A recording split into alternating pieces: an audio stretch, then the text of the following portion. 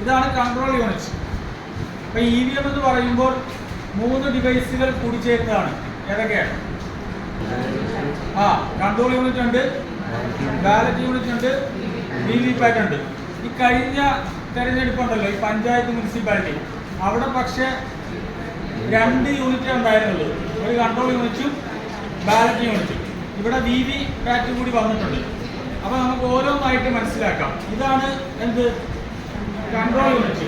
ഈ കൺട്രോൾ യൂണിറ്റിൻ്റെ പെട്ടിയിൽ ആയിരിക്കാം വരുന്നത്. ആ പെട്ടിയുടെ ഇരുവശങ്ങളിലായിട്ട് 2 ലാച്ചുകളുണ്ട്. അതായത് ഇതുപോലെ. ഇത് ബാലറ്റ് യൂണിറ്റിൻ്റെ പെട്ടിയാണ്. ഇവിടെ നമ്മളിങ്ങനെ പിടിച്ചു കഴിഞ്ഞാൽ ഈ ഹോൾഡിൻ്റെ ഇരുവശങ്ങളിലായിട്ട് 2 ലാച്ചുകൾ. ഈ ലാച്ചുകൾ ഇങ്ങനെ വലിച്ചു കഴിഞ്ഞാൽ അതിൻ്റെ ലോക്ക് എളുപ്പത്തിൽ ഇങ്ങനെ തുറക്കാം. ഇത് ബാലറ്റ് യൂണിറ്റ് ആണ്. അതുപോലെ തന്നെ കൺട്രോൾ യൂണിറ്റിൻ്റെ പെട്ടിയും നമുക്ക് അതുപോലെ തുറക്കാം. തുറന്നു കഴിയുമ്പോൾ കിട്ടുന്ന ഈ കൺട്രോൾ യൂണിറ്റ് ഏറ്റവും മുകളിൽ കാണുന്നത് ഡിസ്പ്ലേ പാനൽ. നമ്മൾ പലരും ഇലക്ഷനിൽ നടത്തിയതല്ലേ, പ്രിസൈഡിങ് പോളിംഗ് ഓഫീസർമാരൊക്കെ ഇരുന്നിട്ടുള്ള. അപ്പോൾ ഇത് ഡിസ്പ്ലേ പാനലാണ്.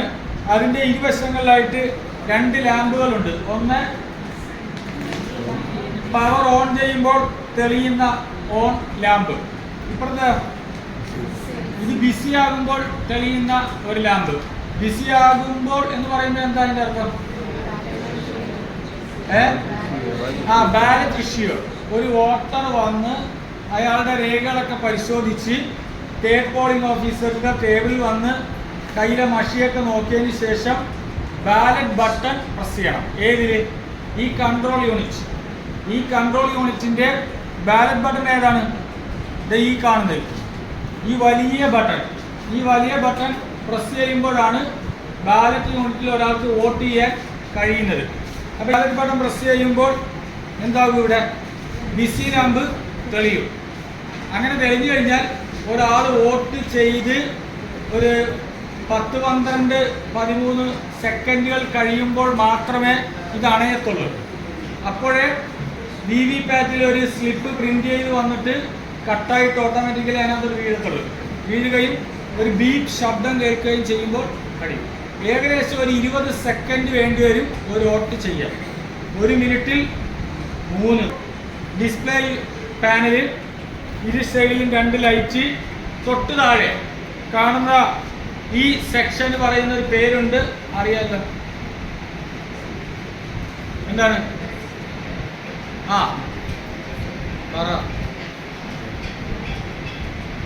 മറന്നുപോയ ബാറ്ററി സെക്ഷൻ. ഇത് വർക്ക് ചെയ്യണമെങ്കിൽ എന്ത് വേണം? ബാറ്ററി. പവർ പാക്ക് എന്ന് പറയുന്ന ബാറ്ററി ഇതിനകത്ത് ഇൻസേർട്ട് ചെയ്തിട്ടുണ്ടാകും. അത് ശരിക്കും പറഞ്ഞാൽ നമ്മൾ ഇടേണ്ടി വരില്ല. കാരണം കമ്മീഷനിങ് കാൻഡിഡേറ്റ് സെറ്റ് എന്ന് പറഞ്ഞാൽ ഇലക്ഷൻ്റെ ഒരു 10-8 ദിവസങ്ങൾക്ക് മുൻപ് ചെയ്യുന്ന ഒരു പ്രോസസ്സ് ഉണ്ട്. അന്ന് ഞങ്ങൾ ഇവിടെ ബാറ്ററി ഇൻസേർട്ട് ചെയ്യും. ഇത് എന്നിട്ട് അടച്ചു വെച്ചേക്കും. ഇനി ഏതെങ്കിലും കാരണവശാൽ പോളിങ്ങിൻ്റെ അന്ന് രാവിലെ മുതൽ വൈകുന്നേരം വരെ ഇത് വർക്ക് ചെയ്യുമ്പോൾ പവർ കുറഞ്ഞ് വർക്ക് ചെയ്യാതെ നിന്നാൽ മാത്രം ഒരു പുതിയ ബാറ്ററി ഇൻസേർട്ട് ചെയ്യേണ്ടി വരും.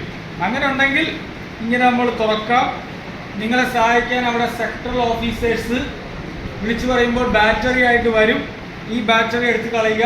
എന്നിട്ട് പുതിയ ബാറ്ററി ഇൻസേർട്ട് ചെയ്യാൻ പറ്റും. ബാറ്ററി ഇതാണ് ബാറ്ററി എന്ന് പറയുന്നത്. ഇവിടെ 3 പിന്നുകളുണ്ട്. ഇതിൽ 3 ഹോളുകളുണ്ട്. അതിൽ സീലുണ്ടായിരിക്കും. ആ പിന്നിലേക്ക് ഈ ഹോളുകൾ വരുന്ന രീതിയിൽ വെച്ചിട്ട് പ്രസ് ചെയ്താൽ അതങ്ങ് ഇരുന്നോളും. ബാറ്ററി ഇടുമ്പോൾ എപ്പോഴും നമ്മൾ പറഞ്ഞു കൊടുക്കാറുണ്ട്, ഇങ്ങനെ കയ്യിലൊന്നും വെച്ച് ബാറ്ററി ഇട്ടാൽ അത് ലൂസ് കോണ്ടാക്റ്റ് ഉണ്ടാകും. അതുകൊണ്ട് നമ്മൾ ഈ ഹോൾ നോക്കിക്കൊണ്ട് നല്ല രീതിയിൽ പ്രസ് ചെയ്ത്, ഇനി ഏതെങ്കിലും ഒരു സാഹചര്യത്തിൽ നമ്മുടെ പോളിംഗ് സ്റ്റേഷനിൽ ബാറ്ററി വീക്കായി പോയി കഴിഞ്ഞാൽ ഇത്തരത്തിൽ ചെയ്താൽ മതി. എന്നിട്ട് അടക്കുക. അപ്പോൾ ഡിസ്പ്ലേ പാനലിൻ്റെ താഴെ ബാറ്ററി സെക്ഷൻ ഉണ്ട്. പിന്നെ ഒരു സെക്ഷൻ ഉണ്ട്, ചെറിയ ഡോറ്. എന്താണ്? ചെറിയ ഡോർ. ഈ കാണുന്നത് ആരും പറയത്തില്ലേ? മറന്നുപോയാ?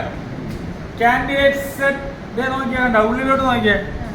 കാൻഡിഡേറ്റ് സെറ്റ് എന്ന് പറഞ്ഞൊരു ബട്ടൺ. അത് നിങ്ങൾ പഠിക്കുകയേ വേണ്ട. കാരണം എന്താ? അതൊക്കെ ഞങ്ങൾ ചെയ്തോളാം. എന്തായാലും ഒന്ന് അറിഞ്ഞിരിക്കാൻ വേണ്ടി പറഞ്ഞിട്ടുള്ളൂ. ഇത് ഞാൻ പറഞ്ഞ കമ്മീഷനിങ്ങിൻ്റെ അന്ന് നമ്മുടെ നിയമസഭാ മണ്ഡലത്തിൽ 5 സ്ഥാനാർത്ഥികളുണ്ട് എങ്കിൽ ആ 5 സ്ഥാനാർത്ഥികൾക്ക് വേണ്ടി സെറ്റ് ചെയ്യും. ഇപ്പൊ നിലവിൽ ഒരു ബാലറ്റ് യൂണിറ്റ് 16 സ്ഥാനാർത്ഥികൾക്ക് വേണ്ടി സെറ്റ് ചെയ്യാം. അങ്ങനെയാണ് സെറ്റ് ചെയ്ത് വെച്ചിരിക്കുന്നത്.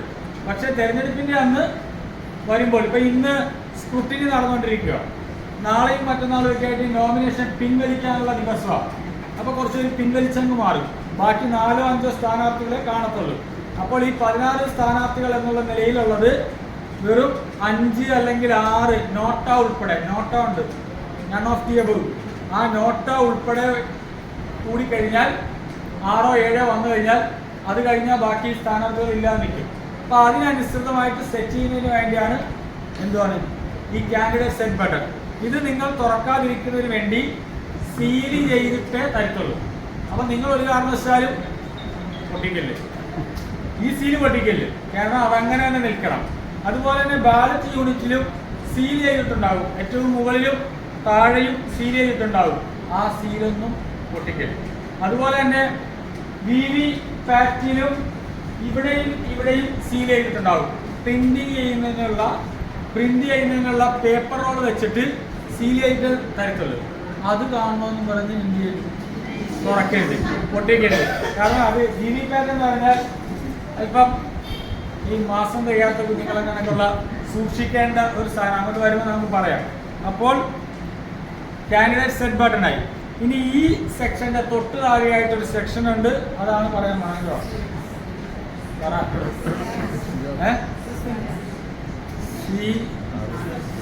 എന്ന് പറഞ്ഞ് കാണിക്കാം അല്ലെ, റിസൾട്ട് സെക്ഷൻ എന്ന് പറഞ്ഞാൽ മതി, എളുപ്പമായി. ഇത് മൊത്തം നമ്മൾ പറയുന്നത് റിസൾട്ട് സെക്ഷൻ എന്ന് പറയുന്നു. ഈ റിസൾട്ട് സെക്ഷൻ മെയിൻ ഡോർ ആണ് ഈ കാണുന്നത്. ഈ മെയിൻ ഡോർ തുറന്നു കഴിഞ്ഞാൽ വേറൊരു ഇന്നർ ഡോർ ഉണ്ട്. ആ ഇന്നർ ഡോർ തുറന്നു കഴിഞ്ഞാൽ ഇപ്പം ഞാനിങ്ങനെ തുറന്നു കണ്ടില്ലേ, ഇതേ രീതിയിൽ നമുക്ക് തുറക്കാം.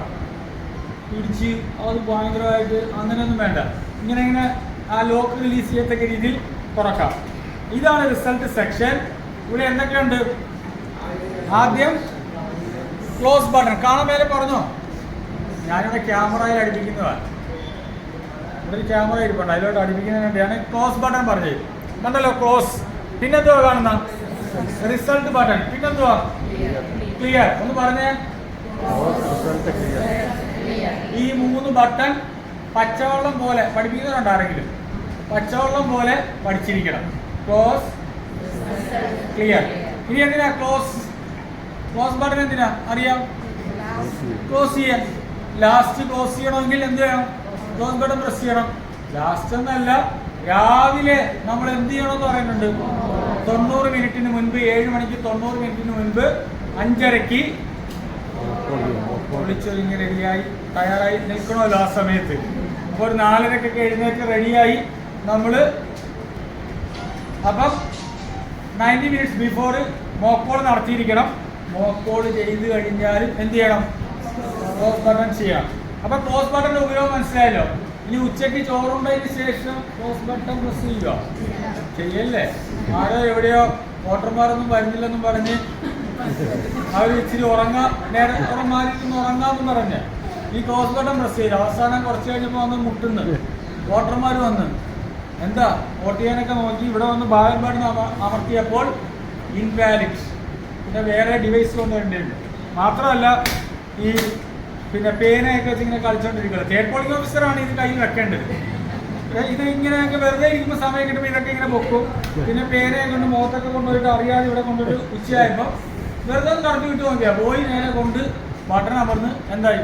ക്ലോസ് ബട്ടൺ പ്രസ് ചെയ്ത്. ക്ലോസ് ബട്ടൺ ഉച്ചയ്ക്ക് പ്രസ് ആയാലും എന്തായി? പിന്നെ ഈ ഡിവൈസ് കൊണ്ട് ഉപയോഗിക്കാൻ പറ്റില്ല. അപ്പം നമ്മൾ തമാശ പറഞ്ഞാലും ശരി, ക്ലോസ് ബട്ടൻ്റെ കാര്യം ശ്രദ്ധിച്ചോണം. വൈകുന്നേരം 6 മണിക്ക് എല്ലാവരും വോട്ട് ചെയ്ത് കഴിഞ്ഞിട്ടുണ്ടെങ്കിൽ, ഇല്ലെങ്കിൽ ക്യൂ ഉണ്ടെങ്കിൽ ക്യൂവിലുള്ളവരും വോട്ട് ചെയ്തതിന് ശേഷം എന്ത് ചെയ്യണം? ക്ലോസ് ടോട്ടലൊക്കെ നോക്കിയിട്ട് ക്ലോസ് ബട്ടൺ ചെയ്യാവുള്ളൂ. അപ്പോൾ നമ്മൾ ക്ലോസ് ബട്ടനെ കുറിച്ച് പഠിച്ചു. പിന്നെന്തുവാ ഉള്ളത്? ഇപ്പോൾ പറഞ്ഞ റിസൾട്ട്, അതിന് താഴെ ഒരെണ്ണമുണ്ടല്ലോ പ്രിന്റർ. അതിനെക്കുറിച്ച് നമ്മൾ പഠിക്കുകയേ വേണ്ട, ചോദിക്കുകയോ വേണ്ട, അതിനൊക്കെ വേറെ ഉപയോഗമുണ്ട്. അപ്പം വളരെ ലഘുവായിട്ട് പറയുവാണ്, നമുക്ക് വേണ്ടത് റിസൾട്ട് മാത്രം. അപ്പൊ റിസൾട്ട് എന്തിനാ? ചെയ്ത വോട്ടുകളുടെ എണ്ണം അറിയാൻ നമ്മൾ വൈകുന്നേരം റിസൾട്ട് നോക്കുക. ഇലക്ഷൻ്റെ അന്ന് വൈകുന്നേരം പാടില്ല. പിന്നെയോ മോക്ക് പോളിന്റെ അന്ന് നമ്മൾ എന്ത് ചെയ്യണം? റിസൾട്ട് ഒന്ന് നോക്കണം. പിന്നെ തലേ ദിവസം ചെയ്യരുതെന്നാണ് പറഞ്ഞിരിക്കുന്ന ഈ VVPAT-നകത്തുള്ള പേപ്പർ റോള് 1500 പ്രിന്റ് ചെയ്യാൻ പറ്റത്തുള്ളൂ. നമ്മുടെ പോളിംഗ് സ്റ്റേഷനിൽ ഒരു പക്ഷേ 1200 വോട്ടർമാർ വരും. പിന്നെ നമ്മൾ മോക്ക് പോളിന് 150 ചെയ്യാൻ പറയുന്നുണ്ട്. അപ്പോൾ അതൊക്കെ കൊണ്ട് തലേ ദിവസം നമ്മൾ വാങ്ങിച്ചുകൊണ്ട് പോയാലും ചെയ്യണ്ട എന്ന് പറഞ്ഞാലും നമ്മളൊന്നും ചെയ്തു പോകുമായിരിക്കും. അങ്ങനെ ചെയ്താലും നമ്മൾ അവിടെ എന്ത് ചെയ്യണം? റിസൾട്ടൊക്കെ നോക്കാം. അപ്പോൾ റിസൾട്ടിന് ഉപയോഗം പിടിയിട്ടില്ലോ. ഇനി എന്തോ പറഞ്ഞോളൂ, ക്ലിയർ ബട്ടൺ. ക്ലിയർ ബട്ടൺ എന്തിനാ? ക്ലിയർ ചെയ്യാൻ, ചെയ്ത വോട്ടുകൾ ക്ലിയർ ചെയ്യാൻ. ഇപ്പോഴും പറയുകയാണ്, വൈകുന്നേരം 5:30 മണിയാവുമ്പോൾ എന്ത് ചെയ്യരുത്? ക്ലിയർ ചെയ്യരുത്. രാവിലെ പോലും വൈകുന്നേരം വരെ വെള്ളം കോരുന്ന് പറഞ്ഞിട്ട് എല്ലാം കൂടി അതുണ്ടായിരുന്നു. അപ്പോൾ അത് ശ്രദ്ധിക്കുക. ക്ലിയർ എന്നുള്ളത് മോക്ക് പോൾ കഴിഞ്ഞ് നമ്മൾ എന്ത് ചെയ്യണം? ക്ലിയർ ചെയ്യണം.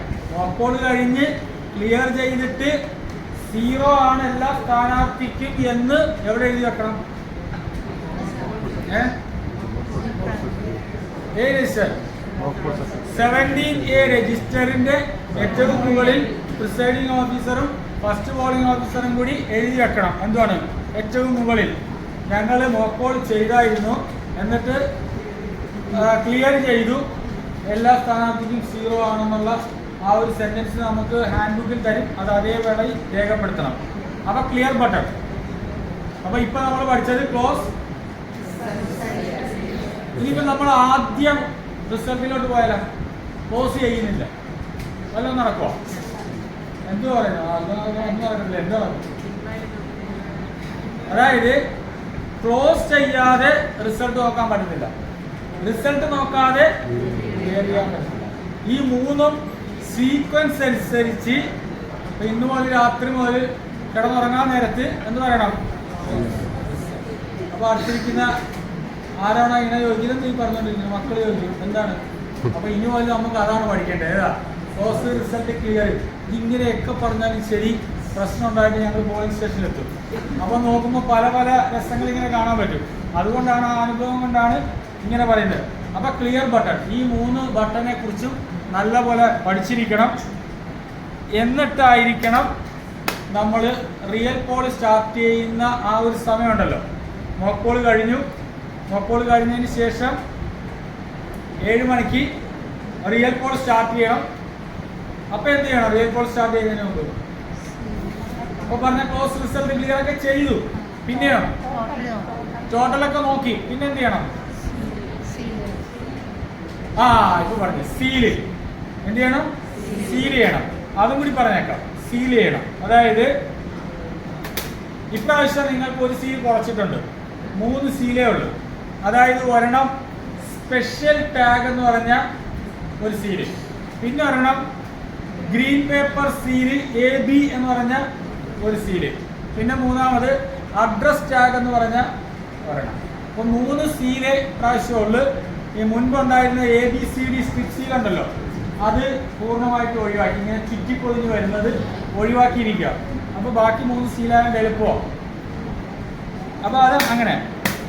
ഇനിയുള്ളത് ബാലറ്റ് ബട്ടൺ. കൺട്രോൾ യൂണിറ്റിനെ കുറിച്ച് മനസ്സിലാക്കുമ്പോൾ ബാലറ്റ് ബട്ടൺ ഇതാണ്, അറിയാമല്ലോ. ഓരോ വോട്ട് വരുമ്പോഴും പ്രസ് ചെയ്ത് കൊടുക്കണം. പിന്നെയോ ടോട്ടൽ 2 മണിക്കൂർ ഇടവിട്ട് നിങ്ങൾക്കൊരു ആപ്പ് ഉണ്ടെന്ന് പറഞ്ഞിട്ടുണ്ട്.